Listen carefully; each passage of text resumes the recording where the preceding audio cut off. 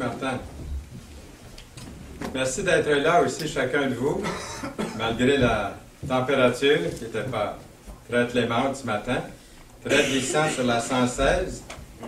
Alors, on est parti quand même un petit peu plus tôt, mais c'est arrivé juste. Et je suis content de vous voir là ce matin. Et de voir aussi que le message va être enregistré, malgré que le nombre est un peu moindre ce matin à cause de la température, justement. Mais l'enregistrement est là. Merci beaucoup, Diane, et puis ceux qui enregistrent en arrière, le CD, vous allez pouvoir écouter. Puis en même temps, j'en profite pour dire que c'est une série dans l'Épître aux Éphésiens qu'on a poursuivi là, depuis plusieurs mois. Et nous sommes rendus au 8e message. Et ce serait bon que vous ayez tous les messages, parce que là, vous auriez vraiment toute l'Épître aux Éphésiens, presque verset par verset. Et s'il y avait un chapitre ou un contexte dans Éphésiens que j'aurais voulu sauter dans ma nature charnelle et humaine, ça aurait été ce que je vais donner ce matin. J'avais envie d'appeler Noël ou Serge pour leur demander s'ils voulaient prendre ma place ce matin. Parce que je ne sais pas s'il y en a beaucoup qui vont encore m'aimer après le message aujourd'hui, soit les hommes ou les femmes. Et savez-vous quoi?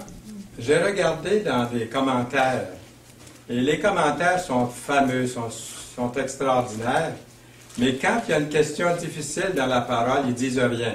Hein, ils ne se mouillent pas. Les commentaires, ça c'est vrai. Hein? Moi, je regarde les commentaires, j'en regarde plusieurs quand je me prépare.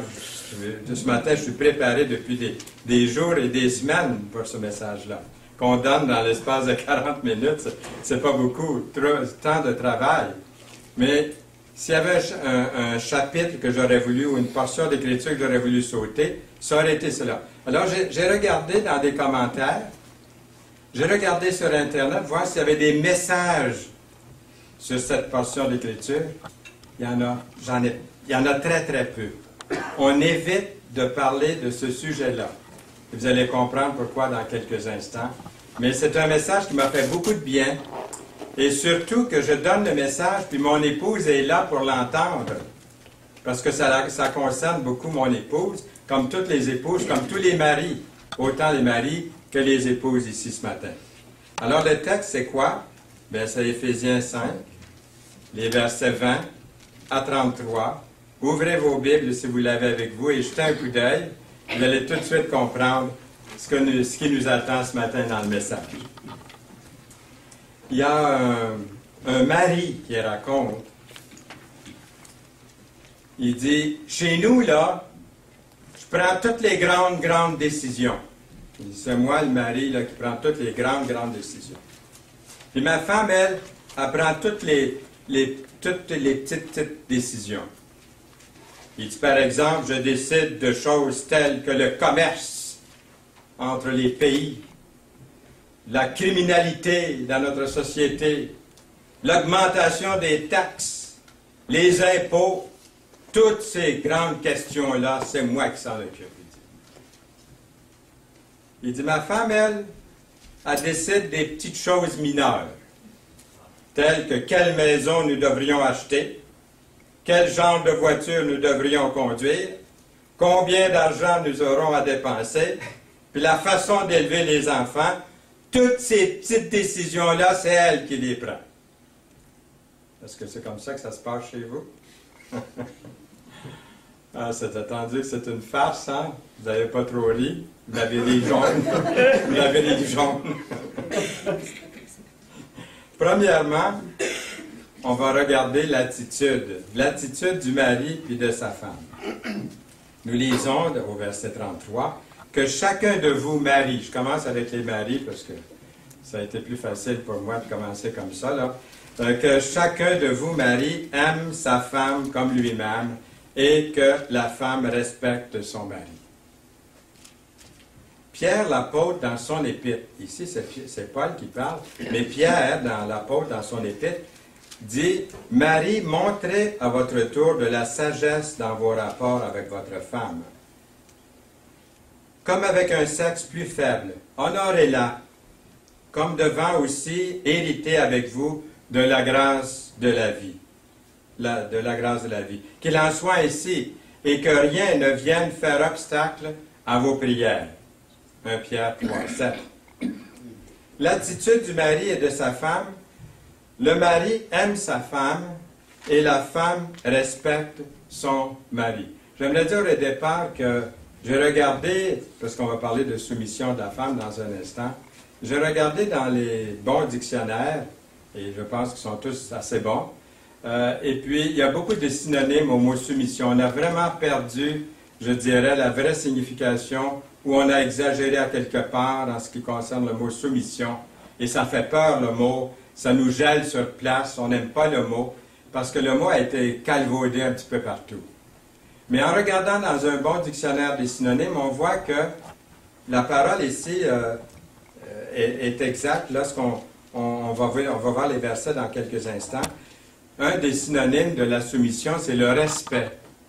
Le respect. Dans Colossiens 3,18, l'apôtre Paul écrit « Femmes, que chacune soit soumise à son mari comme il convient dans le Seigneur. » Pierre écrit à peu près la même chose dans son épître, dans 1 Pierre 3, les versets 1 et 2. « Femmes, que chacune soit de même soumise à son mari, afin que si quelques-uns n'obéissent point à la parole, ils soient gagnés sans parole par la conduite de leur femme, en voyant votre manière de vivre chaste et respectueuse. » Est-ce à dire que la soumission exige une obéissance totale? Que faire si le mari demande à sa femme de faire quelque chose qui est contre la parole de Dieu? Dans l'Épître aux Éphésiens, dans ce même chapitre 5 que nous considérons aujourd'hui, il est question du mari et de sa femme, il est question pour l'Église aussi, il est question pour l'Église en même temps dans ce même chapitre de vivre, d'être soumis dans la crainte de Christ. Nous lisons au verset 20, chapitre 5, « Rendez continuellement grâce à Dieu le Père pour toutes choses, au nom de notre Seigneur Jésus-Christ, vous soumettant les uns aux autres dans la crainte de Christ. » C'est adressé à l'Église. Le mari et sa femme devraient rechercher aussi conseil l'un envers l'autre. On dit souvent deux valent mieux qu'un. Et il y a même un proverbe qui dit ça. Ils se complètent l'un l'autre. Ils s'entraident. Ils s'encouragent. Ils se soutiennent mutuellement. Les statistiques, comme vous savez, sur le mariage et le divorce aujourd'hui sont vraiment bouleversantes. Dans presque chaque famille, vous connaissez aussi bien que moi, vous avez une connaissance de quelqu'un qui, le mariage n'a pas fonctionné, ça a brisé, ça s'est séparé, ça a divorcé. On a tous, hein, je pense dans chaque famille, de plus en plus aujourd'hui, c'est comme ça. Si un couple a un désaccord sur quelque chose, et ça va arriver qu'il va y avoir des contraintes dans le mariage, dans tous les couples, ça va arriver. Est-ce qu'il devrait pas plutôt, au lieu de se séparer, de même pas considérer cet aspect de séparation ou de divorce, devrait-il pas plutôt en discuter et parvenir à un accord? Et ici, je ne fais aucun jugement sur ceux qui ont vécu des séparations et des divorces, parce que si j'avais été dans leurs souliers, peut-être que la même chose me serait arrivée. Alors, je ne veux pas donner un message en jugeant personne. Mais vous comprenez ici ce qu'on veut dire, ce que la parole veut nous enseigner. Il y a trop souvent un divorce après seulement quelques mois de mariage, ou quelques années. Certains, après même plusieurs années, malheureusement, ils ont déjà les cheveux blancs, ils ont vécu plusieurs années ensemble, 25, 30 ans, on entend ça, de plus en plus, et puis il y a des séparations, des divorces. Pourquoi pensez-vous qu'il y a tant de mariages qui échouent? Mais quand même, nous connaissons tous, et je suis content de l'affirmer, nous connaissons tous des couples qui ont un mariage heureux et bien réussi. Et j'ose croire qu'il y en a plus que de mariages qui ne réussissent pas. Qu'est-ce qui fait que ces mariages réussissent mieux que les autres? Y a-t-il quelque chose dans leur vie à deux qu'on aimerait connaître et appliquer dans sa propre vie de couple. La Bible offre tant de sagesse sur la façon d'avoir un bon mariage. Si on examine le contexte immédiat d'Éphésiens 5, il est clair que dans le mariage, les femmes sont appelées à représenter la soumission de l'Église à Christ. C'est ce qu'on retire du contexte. Et les maris, eux, sont appelés à représenter le sacrifice et l'amour que le Christ a pour son Église. Nous avons ces deux choses-là. Ailleurs, l'apôtre Paul écrit dans 1 Corinthiens 11, versets 8 et 9, « L'homme n'a pas été tiré de la femme, mais la femme a été tirée de l'homme, et l'homme n'a pas été créé à cause de la femme, mais la femme a été créée à cause de l'homme. » Dans 1 Corinthiens 11, 8 et 9. Est-ce à dire que la femme ne doit pas se montrer forte? Est-ce à dire que la femme ne doit pas montrer qu'elle a du caractère? Est-ce que la femme ne doit pas montrer qu'elle a une personnalité, elle aussi, forte, du caractère, une personnalité? Vous avez tous lu le chapitre 31 de Proverbes. La femme qui est décrite ici dans le chapitre 31 de Proverbes, dans ce chapitre-là, ne me semble pas du tout être une femme faible. Je dirais qu'elle est une femme, au contraire, qui est forte et qui contribue avec son mari aux besoins de sa famille. Pas vrai? Il est écrit dans le chapitre 3 de Colossiens, verset 18, « Marie, que chacun aime sa femme et ne s'aigrisse pas contre elle. » C'est signe que ça peut arriver qu'il s'aigrisse contre elle. Marie, que chacun aime sa femme. Si on pouvait définir le chef de famille en un mot, on le définirait peut-être de cette façon-ci. Le chef de famille biblique, c'est un mari qui donne le meilleur de tout ce qu'il est à son épouse et à ceux et celles qui sont sous sa garde. On pourrait définir la soumission de l'épouse d'une manière complémentaire. Elle donne le meilleur de tout ce qu'elle est à son époux et à ceux et celles qui sont sous sa garde. Il y a plusieurs années, Martin Luther l'a défini à peu près comme ceci.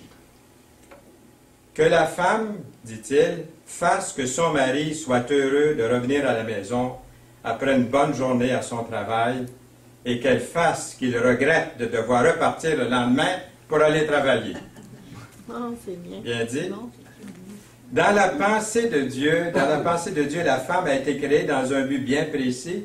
Il suffit de lire le récit de la création d'Ève dans Genèse chapitre 2 pour comprendre ce que Dieu nous enseigne. La Bible dit que le Christ est le chef de l'Église. Par conséquent, nous, l'Église, nous nous soumettons à Jésus, tout comme l'épouse s'identifie à son mari, il doit y avoir une bonne raison pourquoi Dieu a fait les choses de cette façon-là. Paul écrit que les maris doivent aimer leurs femmes comme leur propre corps. Rappelons-nous ce que Adam a dit lorsqu'il a vu Ève pour la première fois. Je pense que ce n'est pas écrit dans la Bible, il a dû dire « Wow! Hein? Wow! » quand il a vu Ève pour la première fois. Et puis, nous lisons ce qui est écrit dans le contexte, chapitre 2, verset 23 de Genèse. L'homme dit, « Voici, cette fois, celle qui est os de mes os et chair de ma chair. On l'appellera femme, parce qu'elle a été prise de l'homme. » Dieu créa Ève d'Adam. Elle est une partie de son corps, du corps d'Adam. Si un homme aime sa femme de la façon dont Dieu le commande, quelle attitude pensez-vous il aura envers sa femme? Jésus s'est livré pour l'Église, il s'est sacrifié pour elle. Les maris sont appelés à faire la même chose pour leur épouse. Rien de moins. Il est écrit, le mari est le chef de la femme comme Christ est le chef de l'Église, dans Éphésiens 5, 23. Jésus est le chef de l'Église, mais l'Église est aussi appelée le corps de Christ. Comme l'Église, nous sommes Jésus. Il nous aime, comme lui-même. Nous sommes son corps. Il nous aime. Assez pour donner sa vie pour chacun de nous. En tant que chef de famille, les maris doivent devenir de bons maîtres, selon les Écritures, avec un bon leadership. C'est ce que ça veut dire. Jésus est l'exemple par excellence du mari. Il est amour, Jésus est fort, Jésus est miséricordieux, Jésus est soumis à Dieu. Un mari prend soin de sa femme comme Jésus prend soin de son Église. Qu'est-ce qu'il fait, Jésus? Dans Éphésiens 5, 29, il la nourrit et prend soin. Prend soin. Ça souligné ici, prend soin. Ça inclut beaucoup de choses, comme Christ le fait pour l'Église. Du fait que le mari est le chef de la femme, cela le rend-il supérieur à sa femme. Elle est sa partenaire, elle est sa compagne, elle n'est pas inférieure d'aucune façon. Un mari doit se tourner vers Jésus et voir comment Jésus guide son Église. Dieu est lent à la colère et plein d'amour, plein de miséricorde et de compassion. Le même principe s'applique au mari. Comment Jésus prend-il soin de son troupeau, l'Église? Est-ce qu'il néglige son troupeau? Est-ce qu'il l'abandonne? Non. Il promet de ne jamais l'abandonner.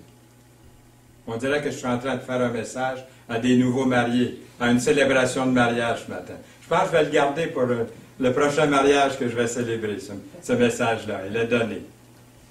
Le mari se soucie de nous. Et Jésus se soucie de nous comme le mari se soucie de son épouse. Et Jésus nous donne le pain de vie, comme nous avons célébré ce matin, le pain de vie, l'eau vive pour nourrir nos âmes. L'épouse fait partie de son mari comme l'Église fait partie de Jésus. Nous sommes membres de son corps, nous lisons dans le verset 30 du chapitre 5 d'Éphésiens. Quand un homme et une femme se marient, ils deviennent une seule chair. Lorsque nous faisons partie du corps de Christ, nous sommes comme l'homme de Genèse 2, 24. L'homme quittera son père et sa mère et s'attachera à sa femme, et ils deviendront une seule chair. Genèse 2, 24. Nous laissons derrière nous toute notre ancienne vie pour faire partie de toute nouvelle vie, d'une toute nouvelle vie en Jésus.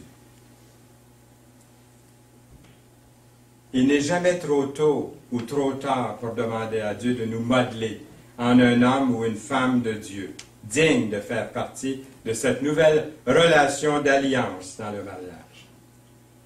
S'il y a des attitudes ou des vieilles habitudes qui ont besoin d'être modelées, changées, qui doivent être brisées même dans le mariage, Jésus est la réponse. Si quelqu'un a eu de mauvaises fréquentations dans le passé, Jésus peut libérer son cœur pour qu'il puisse se donner totalement à la personne avec qui ou elle, il ou elle, passera le reste de sa vie. Même si nos parents ou d'autres membres de la famille sont divorcés ou séparés, notre mariage n'a pas besoin de finir de la même façon qu'eux. Parce que souvent, je vois ça. Je vois des parents qui se sont séparés ou divorcés, puis on dirait que ça se répète des fois dans les enfants. Avez-vous remarqué la même chose? On dirait que le modèle n'était pas là et puis il y a quelque chose qui manque. C'est arrivé dans ma famille, à moi, je peux dire ça sur les ondes, c'est pas un secret de polichinelle, que des fois j'aurais presque voulu que mon père parte. Surtout avant, je parle avant sa conversion, quand il prenait un coup et puis ça allait mal à la maison. J'aurais voulu que mon père parte pour qu'on ait la paix. J'aurais voulu qu'il se sépare. Mais aujourd'hui, je remercie Dieu que ma mère l'a quand même je dirais, endurer. Aujourd'hui, on n'endure pas longtemps dans notre société. Mais je remercie Dieu de voir qu'ils sont demeurés ensemble. Est-ce que je vous ai déjà raconté qu'un jour, je travaillais au bureau, j'étais dans un bureau pendant 8-9 ans avant d'aller étudier dans une école biblique et aller dans l'œuvre. Et pendant que j'étais au bureau, un des sous-patrons est entré et m'a dit, il connaissait mon père, mais il n'avait jamais vu ma mère. Et puis il dit, Fernand, il dit, je ne sais pas comment t'annoncer ça. Il dit, j'ai vu ton père, il dit, dans son automobile l'autre jour.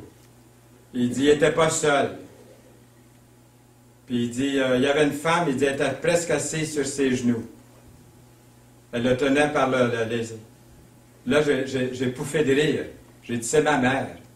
Il voulait m'annoncer que ça ne pouvait pas être ma mère. Après tant d'années de mariage. Mais ma mère était amoureuse de mon père. Elle l'aimait. Et je pense que mon père l'aimait beaucoup aussi. Mais à cause de son caractère, à cause de la bouteille, hein, il levait le coude assez facilement. Ça n'allait pas toujours bien dans la famille. Mais voyez-vous, il y avait cette relation d'amour. Surtout là maintenant, ils étaient devenus chrétiens et puis ils ont appliqué la parole de Dieu dans leur vie. Et ça a fait toute une différence. Même si nos parents ou d'autres membres de la famille sont séparés, ça n'a pas besoin de nous arriver à nous. Depuis notre enfance, déjà, on peut décider dans son cœur, même quand on est jeune, de tout faire ce que Dieu demande afin d'obtenir un mariage réussi et heureux. Si un mari tente d'imiter Jésus, il va doucement enseigner et diriger sa femme et sa famille dans un mode de vie saine et sainte, irréprochable. Lui et sa femme pourront suivre le Seigneur de tout leur cœur ensemble. Je ne dis pas qu'ils ne feront pas des erreurs. C'est la première fois qu'on est parents, c'est la première fois qu'on est mariés. Et moi, j'avais 4 frères, une sœur. Imaginez-vous, chez nous, c'était des gars. Hein? Quand mes parents partaient, on vidait la cuisine, on enlevait tous les meubles, et puis on mettait des serviettes autour des poings, puis on boxait. Moi, j'étais l'aîné, fait que je disais, je mets mon bras derrière le dos, le bras droit, je suis droitier, et puis je vous bats toute la famille juste avec un poing, le bras gauche. Je n'étampais une coupe, mais je m'en faisais étamper un méchant coup aussi. Hein? Quand les parents arrivaient, on avait des yeux. Ben, qu'est-ce que vous êtes arrivé? Tout était placé, le ménage était fait. Ma soeur avait été arbitre. Donc, quand je me suis marié, je ne peux pas dire que je connaissais tellement les filles. Et j'étais peut-être porté à agir un peu dur avec elles, en ayant eu des frères toujours à la maison. Mais ça s'apprend. Ça s'apprend vite. Surtout avec une épouse telle que j'ai eu le privilège d'avoir comme Yolande. J'ai pu apprendre assez bien ce que c'était d'être un peu plus délicat, d'être un peu plus galant. Ici, le mari, de la même façon, doit être prêt à donner sa vie à son épouse. Je ne sais pas si vous vous êtes rendu avec tout ça, moi. Deux émotions. Okay. Deuxième, c'est les gants. OK. Dans le corps de Christ, nous sommes soumis entièrement à Jésus en tant que chef de l'Église. Hein, c'est là qu'on était rendu. Et Jésus nous aime comme son propre corps. Le Seigneur Jésus-Christ a aimé l'Église de sorte qu'il a donné physiquement sa vie. Et sur la croix, il a saigné. On a parlé de ça dans la première réunion ce matin.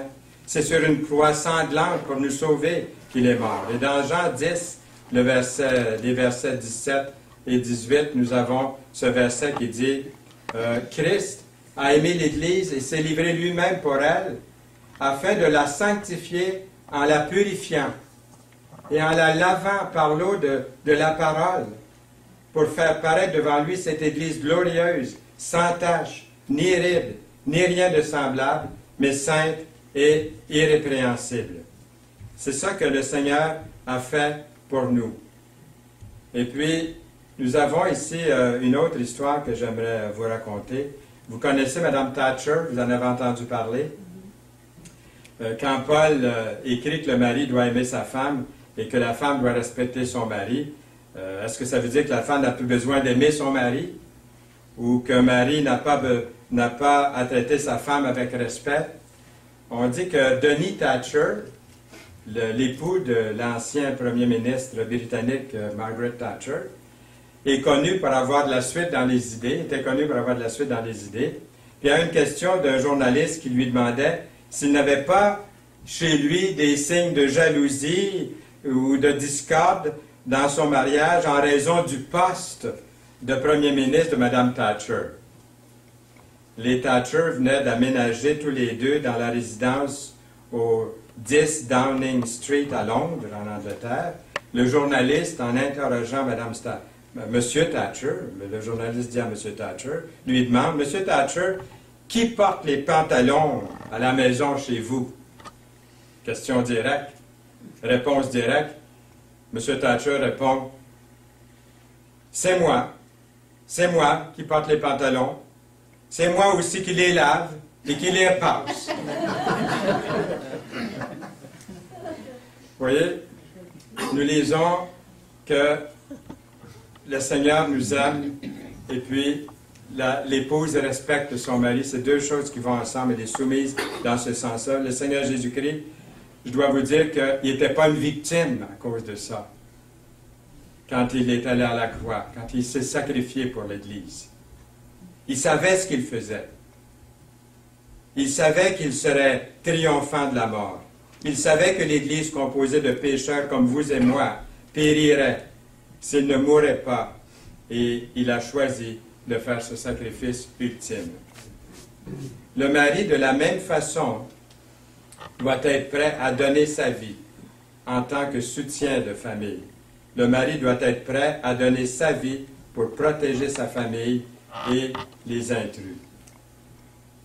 La galanterie, ça s'apprend. J'aimerais ici vous mettre une photo.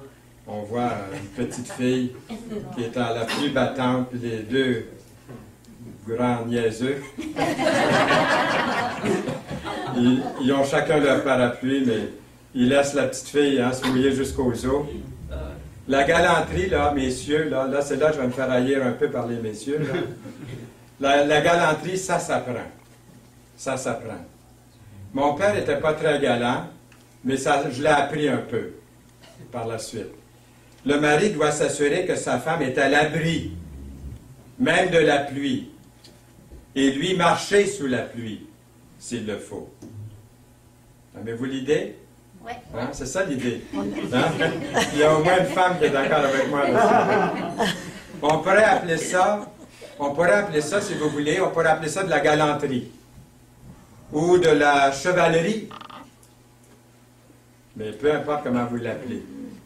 Lui ouvrir la porte, la laisser passer devant. Moi, je vois continuellement des hommes qui marchent devant leur... Surtout quand on va au restaurant, je vois ça, là.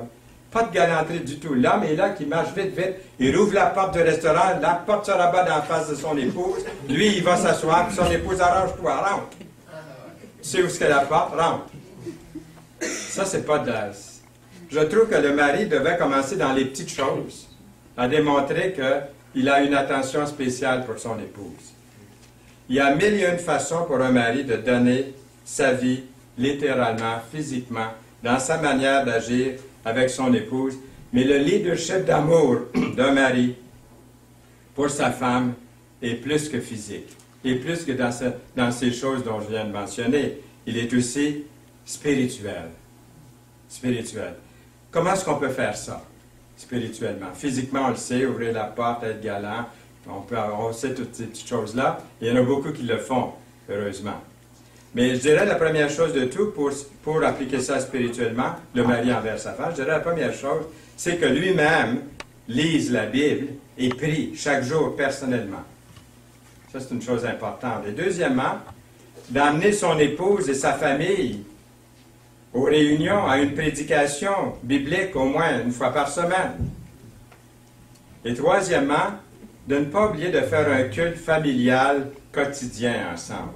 Je sais que quand les enfants ont grandi chez nous, c'était difficile parce que chacun avait son horaire et puis c'était pas toujours facile de réunir tout le monde ensemble. Mais au moins, elle avait commencé quand ils étaient plus jeunes. Pas longtemps, de ne pas fatiguer les enfants. Un enfant ne peut pas avoir une attention aussi longue que peut-être un adulte. Donc, il faut doser. Il ne faut pas lui donner le psaume 119 la première journée que vous commencez le culte. Vous allez les écœurer pour le reste de leur jour. Mais il faut vraiment doser. Et j'en ai déjà parlé ici à l'Église, de comment est-ce qu'on peut doser, c'est de varier les cultes. Un culte, pour moi, chez nous, c'était de chanter des fois quelque chose de beau, de la parole. Et ça, je dis après, c'est fini notre culte. Alors, chacun peut aller à ses affaires. Les enfants, les jeunes aimaient ça. Le culte n'était pas fatigant. D'autres fois, c'était de lire un verset. D'autres fois, c'était de leur demander, avez-vous lu quelque chose que vous alliez partager avec nous? Ou des jeux. Des fois, un jeu court. Mais rien de trop long. J'ai eu de foyer où le père a eu un culte avec sa famille qui n'en finissait plus. Et tout le monde en était bouleversé, fatigué, puis au point d'haïr la parole. J'ai vu un jeune prendre sa Bible et la tirer par terre, tellement il était agressé et frustré. Et c'est pas comme ça qu'on veut que nos jeunes grandissent puis aiment la parole. Donc, il faut la doser. Qu'est-ce qu'ils aimeraient entendre? Comment la rendre attrayante, cette parole, des fois, qui n'est pas toujours attrayante? Comment j'ai fait pour rendre le message de ce matin attrayant? Devinez. Hein? Devinez. J'ai dit à mon épouse, sois là hein, quand je donne le message, parce que après, elle va pouvoir me dire où est-ce que c'est que la prochaine fois, je devrais souligner peut-être des choses un peu plus. Je sais qu'il y a des maris dans cette salle aujourd'hui, dans cette église, qui font déjà tout ce dont on a parlé. C'est déjà fait.